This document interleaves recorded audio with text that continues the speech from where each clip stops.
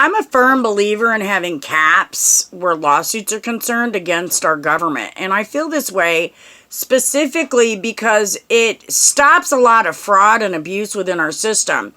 And you've got these people who are collecting millions of dollars because they got burnt by hot coffee that they knew was going to burn them. That's ridiculous. We need to stop stuff like that because it clogs up our court system and it costs our taxpayers billions of dollars just out of lack of common sense and waste. We also, people know that there are people that are persecuted and wrongfully convicted. People who have been falsely imprisoned should receive something for that.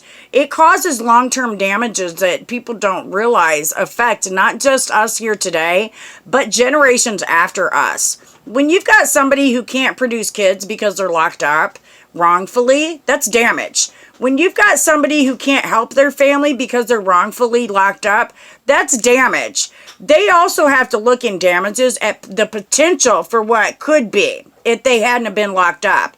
You know, that could be a lot of money. I know in my case, I've given a good case for the fact that I could have been a terrorist fighter, against this terrorist people that are coming into our country. I could have done a lot of different things that would have been a lot of good use to our United States government.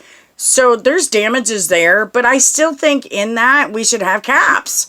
And I believe that because of the waste and fraud that goes on with our system. The way I think it should be, the formula should be made for those caps is like this. We've got people who serve in careers, like in the military or in politics or any of that. Well, they get salaries after they've been there for a certain amount of time, just like anybody who works a job. So I think I think they should get a specific amount up to, say, 10 years, and then after that, they get a pension, just like they would if they served 10 years in the military. That's fair.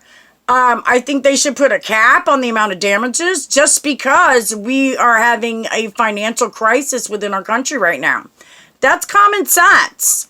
And it matters when it comes to finances, especially when you're talking about the long-term drip effect of how this financial court system is going and how it affects our taxpayers. Our taxpayers pay for those lawsuit settlement monies that are distributed. And I think it's time that we be a little bit more responsible about what we issue out where damages are concerned. Have a blessed day.